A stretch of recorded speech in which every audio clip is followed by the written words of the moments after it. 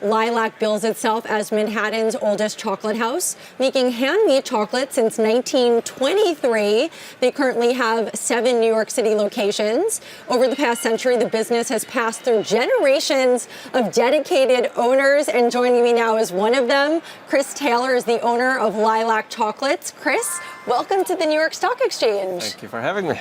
You have a very rich brand history. Can you walk us through the past 100 plus years? Well, I wasn't alive 103 years ago, but the founder was a Greek immigrant. He came to America after World War I, opened up a little store on Christopher Street in the West Village, and the chocolate was just amazing. We were a customer for 20 years, and then somehow we ended up buying the company. And it's been a fun experience. How did that happen that you were a customer there and you now own the company that has 7 locations?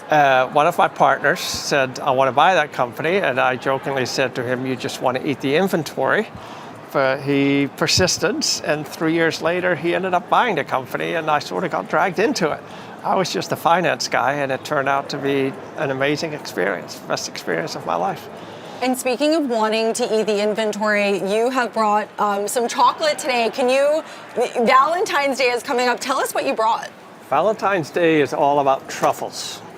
So why don't you open it and taste it and tell me what you think. Amazing. And then this, different boxes for different flavors, but it's all about truffles and strawberries.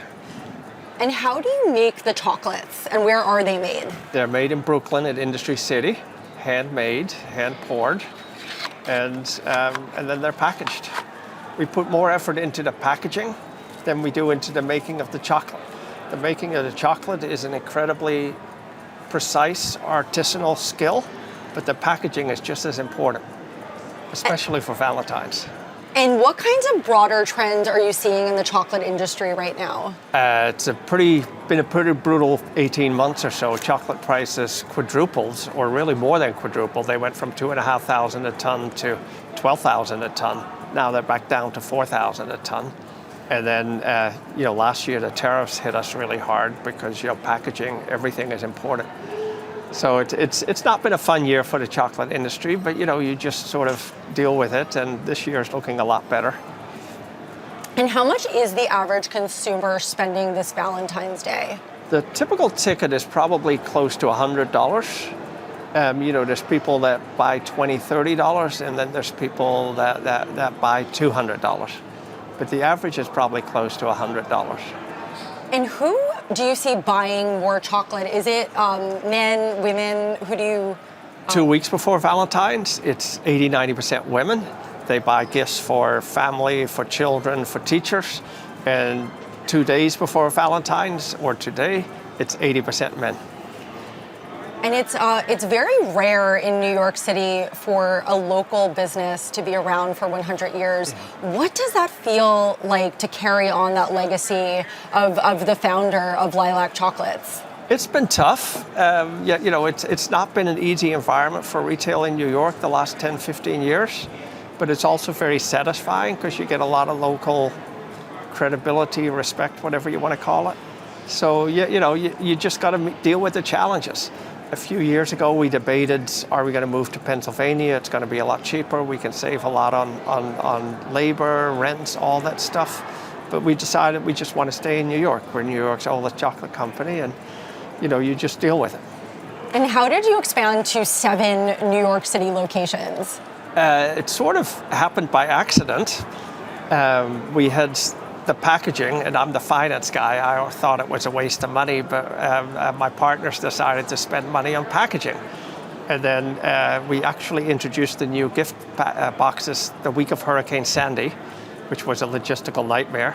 And our sales doubled that Christmas. And I became a total convert. I said, okay, packaging is where we need to put our money. We invest we're in the gifting business. And when you're in the gifting business, you are in the packaging business. And we invest an extreme amount of time in getting the packaging right. And then we invest a ridiculous amount of time in getting the chocolates right. And do customers comment on the intricate packaging?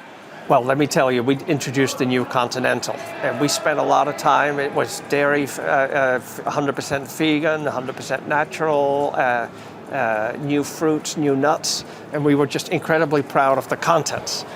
And then this Christmas, as I'm in the stores talking to customers, they buy it because of the box. I was, well, very grateful because it was a huge hit for us. But on the other hand, I was incredibly annoyed because I'm like, we put all this effort into the contents, into the chocolate, and you're buying it for the packaging because you left the gift box. All right, Chris Taylor, owner of Lilac Chocolates, thank you so much for joining us at the New York Stock Exchange.